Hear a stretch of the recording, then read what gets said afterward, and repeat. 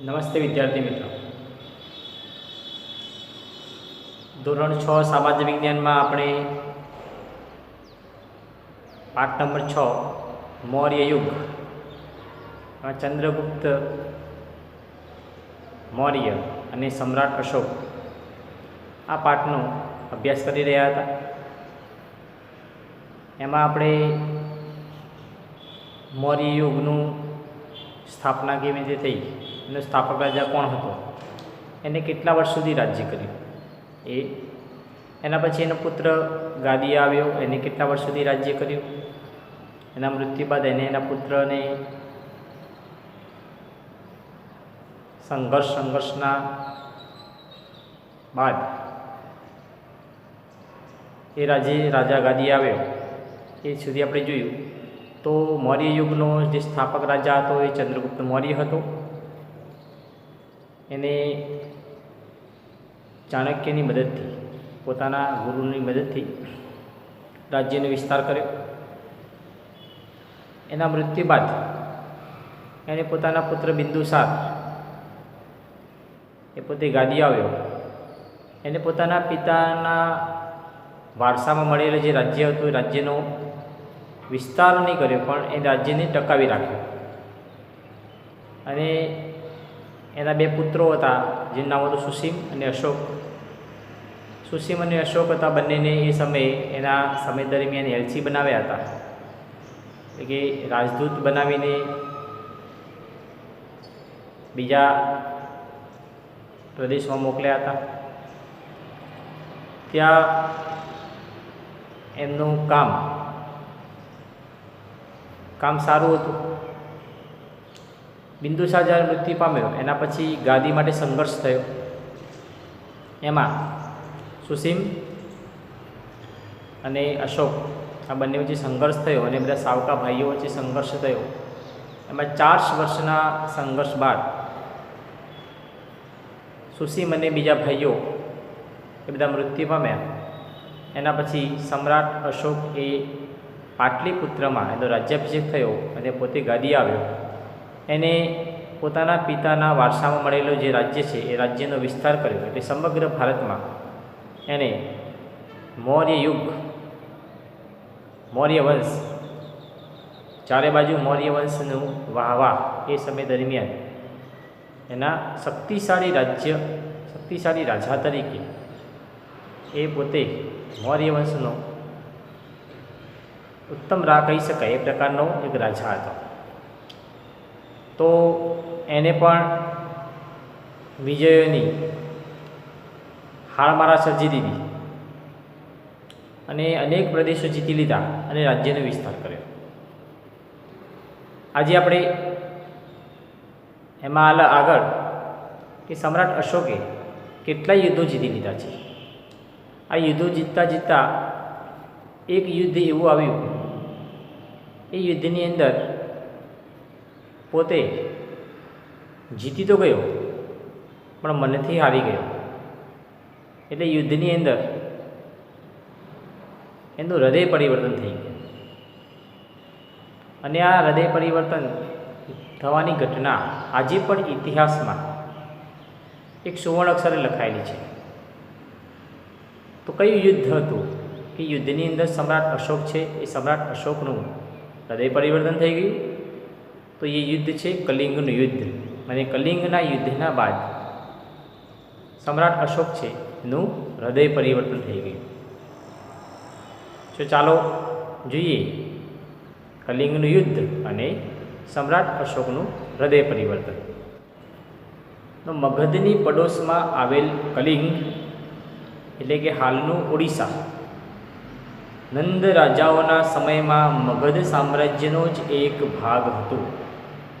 તો જ્યારે નંદ વંશનું રાજ્ય હતું એ વખતે આ કલિંગ એટલે કે ઓડિશા એ મગધ સામ્રાજ્યનો એક અંગ હતું, એક ભાગ હતો. પરંતુ મૌર્ય શાસનની સ્થાપના સમયે તે સ્વતંત્ર થઈ ગયું. જ્યારે નંદવંશ અને મૌર્ય, ચંદ્રગુપ્ત મૌર્ય ધનાનના અંતિમ જે સમય છે, ધનાનંદનો જે રાજ્ય કરતો હતો એ સમય દરમિયાન ચંદ્રગુપ્ત મૌર્ય એ અને ધનાનંદ વચ્ચે યુદ્ધ થયું અને યુદ્ધ થતાં ધનાનંદનું નાશ કરવામાં આવ્યો, એને મૃત્યુ થયું અને મૌર્ય વંશની સ્થાપના થઈ. અને મૌર્ય વંશની જેવી સ્થાપના થઈ એ સમયે આ કલિંગ હતું એ મગધથી અલગ થઈ ગયું અને સ્વતંત્ર થઈ ગયું હતું. કલિંગને ફરીથી મગધ સામ્રાજ્યનો ભાગ બનાવવાની મહત્વાકાંક્ષા રાખનારા અશોકે રાજ્યાભિષેક પછીના 8મા વર્ષે એટલે કે ઈસવીસન પૂર્વે 261 કલિંગના રાજા જયંત સામે યુદ્ધ જાહેર કર્યું. આ યુદ્ધમાં અશોકનો વિજય થયો અને આ કલિંગ જે છે એ મગધનો ભાગ હતો અને મગધનો ભાગ ફરીથી રહે એના માટે અશોક જે છે એ સમ્રાટ અશોકે આ કલિંગને પોતાના સામ્રાજ્યમાં સમાવી લેવા માટે એમને ફરીથી વાતચીત કરી. અને એ સમયે કલિંગનો રાજા હતો જયંત. એ જયંતને પ્રસ્તાવ મૂક્યો કે તમે મગધનો ભાગ હતા, મગધનો ભાગ ફરીથી બની જાઓ. પરંતુ એ કલિંગના રાજા એ પોતે માન્યા નહીં અને ના માનવાના કારણે સમ્રાટ અશોકની પછી મહત્વાકાંક્ષા એ વધી ગઈ કે આ કલિંગ છે એ કોઈ પણ ભોગે મગધનો ભાગ બનવો જોઈએ. એટલે એને પોતાના રાજ્યાભિષેકના 8મા વર્ષે એટલે કે ઈસવીસન પૂર્વે 261માં કલિંગના રાજા જયંત સામે યુદ્ધ જાહેર કર્યું અને આ યુદ્ધની અંદર અશોકનો વિજય થયો. યુદ્ધમાં વિજય મેળવ્યા બાદ યુદ્ધભૂમિ અને નગરમાં ફરતા અશોકે બધે જ દુઃખ અને શોકનું વાતાવરણ જોયું. આ યુદ્ધમાં અશોકનો વિજય તો થયો, તો અશોક જ્યારે યુદ્ધમાં વિજય થયો ત્યારે તે કલિંગ નગરમાં અને યુદ્ધના મેદાનમાં જ્યારે ફરવા માટે નીકળ્યો, જ્યારે બધા દ્રશ્યો જોવા માટે નીકળ્યો કે યુદ્ધ કેવું હતું અને યુદ્ધમાં વિજય મેળવ્યા બાદ નગરમાં જ્યારે એ નીકળ્યો ત્યારે એની સામે બધી જ જગ્યાએ દુઃખ અને શોકનું વાતાવરણ એની નજરની સામે આવ્યું. યુદ્ધમાં થયેલ ખુમારી અને સ્ત્રીઓ બાળકોને રડતા જોઈને કલિંગ પર મેળવેલી જીતનો આનંદ ઓસરી ગયો. અને યુદ્ધની અંદર જે ખુમારી થઈ હતી, જે સ્ત્રીઓનો રડવાનો અવાજ હતો, જે બાળકોનો રડવાનો અવાજ હતો, બધા જ લોકો નાશ પામ્યા હતા. કોઈનો પતિ, કોઈની સ્ત્રી, કોઈનો પિતા, કોઈનો બાળક, આ બધા જ લોકો એ મૃત્યુ પામ્યા હતા, જેના કારણે એક શોકમય વાતાવરણનું નિર્માણ થયું. તો આ વાતાવરણ જોયું અને એના કારણે સમ્રાટ અશોક છે એનો વિજય જે છે એ વિજયનો આનંદ, જીતનો આનંદ એ જોઈને ઓસરી ગયો. અશોકના મનની શાંતિ હણાઈ ગઈ અને ત્યારથી અશોકના મનની જે શાંતિ હતી એ હણાઈ ગઈ. એનું મન અશાંત રહેવા લાગ્યું.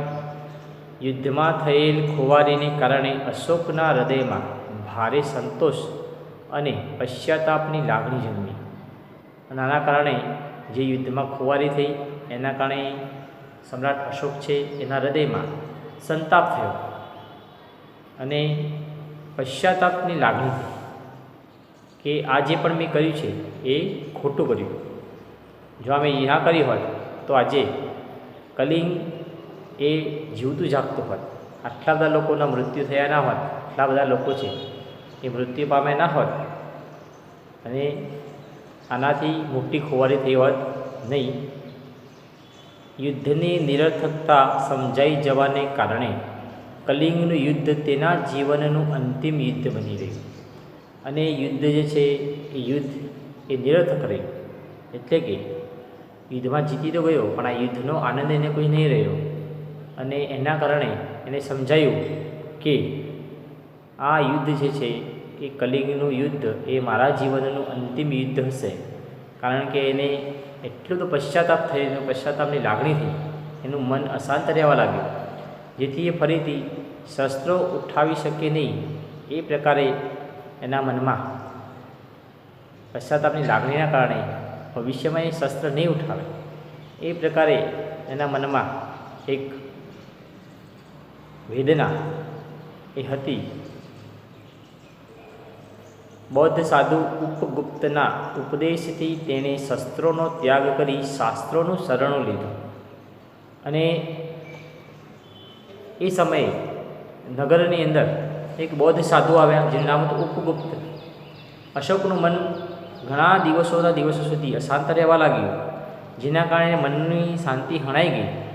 તો અશાંત મનને શાંત કોણ કરશે? તો નગરમાં જ્યારે બૌદ્ધ સાધુ આવ્યા ત્યારે કોઈએ કહ્યું કે સાધુ પાસે તમે જાઓ અને પોતાના અશાંત મન છે એને શાંત કરો. ત્યારે સમ્રાટ અશોક છે ઉપગુપ્ત પાસે જાય છે. ઉપગુપ્તને કહે છે કે મારા મનની શાંતિ છે, મારા મનની અશાંતિ છે, એને તમે શાંતિમાં પરિવર્તન કરો, મારા મનને શાંત કરો. ત્યારે ઉપગુપ્તે કહ્યું કે હું તારા મનની શાંતિ તો અપાવીશ, પરંતુ તારે હું કહું એમ મને વચન આપવા પડશે. એક વચન કે આજ પછી તું હાથમાં શસ્ત્ર નહીં ઉઠાવીશ. કોઈ પણ સમય એવો આવશે પણ તું હાથમાં શસ્ત્ર લઈશ નહીં, અને તું શાસ્ત્રોનો સહારો લઈશ. આ બે વચનો માગ્યા અને સમ્રાટ અશોકે શસ્ત્રોનો ત્યાગ કર્યો અને શાસ્ત્રોનો સહારો લીધો, અને એના ઉપદેશથી એને શાસ્ત્રોનું શરણ લીધું. બૌદ્ધ ધર્મ અંગીકાર કર્યો, અને બૌદ્ધ ધર્મ અંગીકાર કરી અશોક એ રાજદ્વારી પુરુષમાંથી ધર્માનુરાગી અશોક બની ગયો, અને પોતે રાજા હતો. એ રાજામાંથી એ ધર્માનુરાગી રાજા એ બની ગયો. તો આ કલિંગના યુદ્ધ બાદ એના હૃદયમાં આવેલું પરિવર્તન હતું. અશોક પહેલો એવો શાસક હતો જેણે શિલાલેખો દ્વારા પોતાનો સંદેશ પ્રજા સુધી પહોંચાડવાનો પ્રયત્ન કર્યો. અને એક જ રાજા એવો હતો કે જેને પોતાનો સંદેશ છે એ શિલાલેખોના માધ્યમથી, પથ્થર પર લેખો કોતરાવ્યા અને એના માધ્યમથી પ્રજા સુધી સંદેશો પહોંચાડ્યા. અશોકના મોટાભાગના અભિલેખોની ભાષા પ્રાકૃત અને લિપિ બ્રાહ્મી હતી. અને આ જે પણ શિલાલેખો અભિલેખો હતા એમાં જે ભાષા હતી એ પ્રાકૃત હતી અને લિપિ બ્રાહ્મી હતી. તો એક શક્તિશાળી રાજા હતો જેને યુદ્ધની હારમાળા સર્જી દીધી અને વિજયની હારમાળા પણ સર્જી દીધી. પણ યુદ્ધ બાદ એટલું બધું પરિવર્તન આવ્યું કે એને શસ્ત્રોની જગ્યાએ શાસ્ત્રનો સહારો લીધો અને એક ધર્માનુરાગી ઉપદેશક રાજા બની ગયો, અને પ્રજા સુધી એને સારા સારા સંદેશા પહોંચાડ્યા. આ પછી બીજો પોઈન્ટ છે બ્રાહ્મી લિપિ. આધુનિક ભારતની મોટાભાગની લિપિઓ બ્રાહ્મી લિપિમાંથી વિકસી છે. જેટલી પણ આધુનિક ભારતની મોટાભાગની જે લિપિઓ છે એ લિપિઓ છે એ બ્રાહ્મી લિપિમાંથી જ એનું અવતરણ થયું છે. એ બ્રાહ્મી લિપિમાંથી જ એનો વિકાસ થયો છે. અહીં તમે અ અક્ષર જુદી જુદી લિપિઓમાં જોઈ શકો છો. આપણા પુસ્તક છે, પુસ્તકની અંદર એક કોઠો છે, કોઠાની અંદર અ અક્ષર આપેલો છે. એ અલગ અલગ લિપિમાં કયા પ્રકારે લખાય છે એ અહીંયા આપેલું છે, એ આપણે જોઈ શકીશું. એના પછી જે કલિંગના યુદ્ધનું વર્ણન કરતો અશોકનો શિલાલેખ. કલિંગનું યુદ્ધ કેવું હતું અને કલિંગના યુદ્ધનું વર્ણન અશોકે પોતાના શિલાલેખ દ્વારા એ દર્શાવ્યું છે. તો એમાં લખ્યું છે, કલિંગના યુદ્ધનું વર્ણન કરતા અશોકે પોતાના કલિંગના શિલાલેખમાં લખાવ્યું છે કે રાજા બન્યાના 8 વર્ષ પછી મેં કલિંગ પર વિજય મેળવ્યો. એટલે હું જ્યારે રાજા બન્યો એનાથી 8 વર્ષ બાદ મેં આ કલિંગ નામના રાજ્ય પર વિજય મેળવ્યો હતો. લગભગ 1.5 લાખ લોકો કેદ કરાયા, અને આ યુદ્ધની અંદર 1.5 લાખ લોકોને કેદ કરવામાં આવ્યા હતા. 1 લાખથી વધુ લોકો આ યુદ્ધમાં માર્યા ગયા હતા. એનાથી મને અપાર દુઃખ થયું. 1.5 લાખ લોકો કેદ કરાયા, 1 લાખથી વધુ લોકો મરી ગયા, જેના કારણે એને દુઃખ થયું. જે લોકો પોતાના સગા સંબંધીઓ અને મિત્રોને ખૂબ ચાહે છે તથા પોતાના દાસો અને મૃતકો પ્રત્યે દયાવાન હોય છે તે પણ યુદ્ધમાં માર્યા જાય છે અથવા પોતાના સ્નેહીજનોને ખોઈ બેસે છે. એને કહ્યું છે આગળ કે પોતાના જે સગા સંબંધીઓ અને મિત્રોને જે પ્રેમ કરે છે, જે ચાહે છે, અને પોતાના દાસો અને પોતાના મૃતકો પ્રત્યે જે દયાવાન હોય છે તે પણ યુદ્ધમાં માર્યા જાય છે, અને પોતાના સ્નેહીજનો છે એમને પણ એ યુદ્ધમાં ખોઈ બેસે છે. એટલે યુદ્ધ જે છે એ યુદ્ધમાં ખોવાનો વારો જ આવે છે. તેનાથી મને પશ્ચાતાપ થઈ રહ્યો છે. હવે મેં ધમ્મ પાલન કરવાનો અને અન્ય લોકોને તેનો ઉપદેશ આપવાનો નિશ્ચય કર્યો છે. આ યુદ્ધ બાદ તેને પશ્ચાતાપની લાગણી થઈ અને એટલો બધો પશ્ચાતાપ થયો કે એને બૌદ્ધ ધર્મનો અંગીકાર કર્યો અને ધમ્મનું પાલન, બૌદ્ધ ધર્મના ઉપદેશો છે એનું પાલન કરવાનું નક્કી કર્યું અને લોકોને પણ ઉપદેશ આપવાનો એને નિશ્ચય કર્યો. બૌદ્ધ ધર્મનો ઉપદેશ આપી લોકોને સારા માર્ગે વાળવાનો એને નિશ્ચય કર્યો. હું માનું છું કે ધમ્મના માધ્યમથી લોકોના દિલ જીતવા એ જબરજસ્તીથી વિજય મેળવવા કરતાં વધારે સારું છે.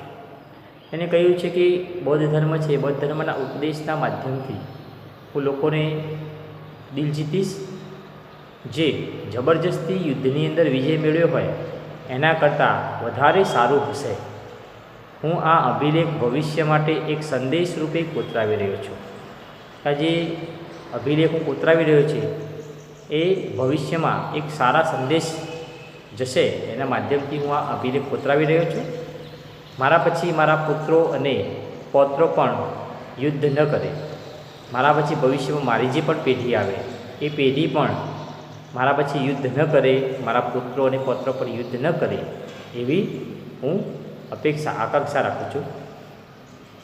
ધમ્મનો ફેલાવો કેવી રીતે કરી શકાય તે અંગે તેને વિચારવું જોઈએ. તો ધમ્મનો ફેલાવો કેવી રીતે ભવિષ્યમાં થાય એના વિશે મારા પુત્રો અને પૌત્ર જે છે એમને વિચારવું જોઈએ. ધમ્મ સંસ્કૃત એ ધમ્મનું પ્રાકૃત રૂપ છે. આ ધમ્મ શબ્દ છે એ સંસ્કૃત શબ્દનું ધર્મનું પ્રાકૃત રૂપ એ છે. વિચારો, કલિંગના યુદ્ધ પછી અશોકના વિચારોમાં શું પરિવર્તન આવ્યું? તો કલિંગનું યુદ્ધ થયું એના પછી અશોકના વિચારોમાં પરિવર્તન આવ્યું કે એને નક્કી કર્યું કે આજ પછી હું શસ્ત્રો ઉઠાવીશ નહીં. મારા પૌત્રો છે, મારા પુત્રો છે એ પણ ભવિષ્યમાં શસ્ત્રો અને શસ્ત્ર ન ઉઠાવે, શાસ્ત્રોની સહારો લે. ભવિષ્યની અંદર પણ લોકો જે છે એ લોકો આવા યુદ્ધથી ખૂબ મોટી ખુવારી થાય છે તો યુદ્ધ ન કરે અને ધમ્મના માધ્યમથી એ સારા માર્ગે ચાલે. એ પ્રકારનું પરિવર્તન એ અશોકના વિચારોમાં આવ્યું હતું. પહેલાં કેવો રાજા હતો? તો શક્તિશાળી રાજા હતો, ફક્ત યુદ્ધ જેને દેખાતું હતું. પણ કલિંગના યુદ્ધ બાદ જેનું હૃદય પરિવર્તન થયું, જેના કારણે એક ધર્માનુરાગી પોતે રાજા બની ગયો અને સારા ઉપદેશના માધ્યમથી લોકોને સમજાવવાનો પ્રયત્ન કર્યો અને ધર્મના માર્ગે વાળવાનો પ્રયત્ન કર્યો. ગુજરાતના જૂનાગઢમાં ગિરનાર પર્વત તરફ દામોદર કુંડ જતા અશોકનો શિલાલેખ મળી આવેલ છે. તો ગુજરાતની અંદર જૂનાગઢ જઈએ તો જૂનાગઢના પર્વત તરફ દામોદર કુંડ આવે છે. આ દામોદર કુંડની બાજુમાં જ અશોકનો શિલાલેખ મળી આવે છે. એ અશોકે આખા ભારતમાં અલગ અલગ જગ્યાએ શિલાલેખો એ કોતરાવ્યા હતા. એમાં ગુજરાતમાં ગિરનારમાંથી આ શિલાલેખ મળી આવે છે જે પ્રાકૃત ભાષામાં લખાયેલો છે. જે સમયે પ્રાકૃત ભાષા હતી એ પ્રાકૃત ભાષામાં એ લખાયેલો છે. આ શિલાલેખમાં 3 રાજવીઓના લેખો છે. તો આ શિલાલેખ છે એમાં 3 રાજાઓ છે એના લેખો છે. આ લેખ રાજા મહાક્ષત્રપ રુદ્રદામાનો લેખ છે. તો એમાં છે એક રાજા એવો છે જે મહાક્ષત્રપ રાજા હતો જેનું નામ હતું રુદ્રદામા, એનો લેખ છે. આ લેખમાં મૌર્ય રાજા ચંદ્રગુપ્તના રાષ્ટ્રીય પુષ્યગુપ્ત દ્વારા નિર્માણ કરવામાં આવેલ સુદર્શન તળાવ એટલે કે જળાશય અને અશોકના રાષ્ટ્રીય યવનરાજ દ્વારા સિંચાઈ માટે તેમાંથી નહેરો કાઢવાની વિગતો આપવામાં આવી છે. તો બીજો જોઈએ તો એ ચંદ્રગુપ્તે જે પોતાનો મંત્રીની નિમણૂક જે કરી હતી જેનું નામ હતું પુષ્યગુપ્ત, આ પુષ્યગુપ્તે જ્યારે સુદર્શન તળાવનું નિર્માણ કરાવ્યું એનો પણ એમાં લેખ છે. એના પછી સમ્રાટે અશોકે પોતાનો રાષ્ટ્રીય એટલે કે રાજ્યપાલ એ યવનરાજ નામે હતો. એ યવનરાજ દ્વારા જે આ તળાવમાંથી સિંચાઈ માટે જે નહેરો કાઢવાની વિગતો પણ આ અશોકના શિલાલેખમાં દર્શાવવામાં આવી છે. જે સ્થળોએ અશોકના શિલાલેખો મળ્યા છે તેની વધુ માહિતી માટે નકશામાં આપ્યું છે એ નકશાનો આપણે અભ્યાસ કરવાનો રહેશે. તો ભારતનો નકશો આગળ આપ્યો છે, એમાં કઈ કઈ જગ્યાએ સમ્રાટ અશોકના શિલાલેખો મળ્યા છે એ માહિતી અંદર આપી છે. તો એ નકશો આપણે જોઈશું. વિચારો. નકશાનો અભ્યાસ કરી તમારા શિક્ષકની મદદથી નીચેના પ્રશ્નોના જવાબ તમારી નોટબુકમાં લખો. અશોકના શિલાલેખો ક્યાંથી મળી આવ્યા છે? તો અશોકના જે શિલાલેખો છે એ અશોકના શિલાલેખો છે એ અલગ અલગ જગ્યાએથી મળી આવે છે. એમાં અંદર નકશાની અંદર જે લાલ લાલ કલરનો જે ટપકા આપે છે એ લાલ લાલ કલરના ટપકા છે એ અભિલેખો મળી આવેલા છે, એ સ્થળો અંદર દર્શાવે છે. તો એમાં કંધાર છે, લંપક, માનસેરા, શહબાઝગઢી, ટોપરા, કલસી, મેરઠ, બહાદુર દિલ્હી, લુંબિની, કોસાંબી, રામપુરવા, લોરિયા, સારનાથ, રૂપનાથ, ગુજ્જર, સાંચી, પવનગુર, ગુરરિયા, ગિરનાર, સોપારા, સન્નાતી, મસ્કી, એરંગુડી, બ્રહ્મગીરી, જૌઘટ, કલિંગ, આ બધી જગ્યાએથી અશોકના શિલાલેખો અભિલેખો એ પ્રાપ્ત થયેલા આપણને જોવા મળે છે. તો આ નકશાના અભ્યાસ આપણે કરીશું તો આપણને પણ એમાંથી પ્રાચીન નગરો અને અભિલેખો છે એની માહિતી આપણને એમાંથી પ્રાપ્ત થશે. આગળ કે અશોક જે રાજા હતો એ રાજાનું હૃદય પરિવર્તન થયું અને હૃદય પરિવર્તન થયા પછી એ પોતે રાજદ્વારી રાજામાંથી એક ધર્મ પ્રચારક, ધર્માનુરાગી રાજા એ પોતે બની ગયો. એ આપણે આવતા વિડીયોમાં એનો આપણે અભ્યાસ કરીશું. આ વિડીયોમાં આપણે જોયું કે સમ્રાટ અશોક છે, સમ્રાટ અશોકનું હૃદય પરિવર્તન એ કલિંગના યુદ્ધ બાદ થયું અને એને પોતે પ્રજાજોગ જે સંદેશો આપ્યા છે એ સંદેશો એ પ્રજા સુધી પહોંચે અને ભવિષ્યમાં પણ જે પ્રજા છે એ પ્રજા એના ઉપદેશોના માધ્યમથી સારા માર્ગે વળે એ પ્રકારનો પ્રયત્નો એના દ્વારા કરવામાં આવ્યા છે. તો આ જે બિંદુ ચાલે છે એ બિંદુમાંથી આપણે ઘરે બેસીને નાના નાના પ્રશ્નો કાઢીશું, એનો અભ્યાસ કરીશું અને એની સાવીની નોટમાં એ સારા અક્ષરે, સુંદર અક્ષરે લખીશું. નમસ્કાર.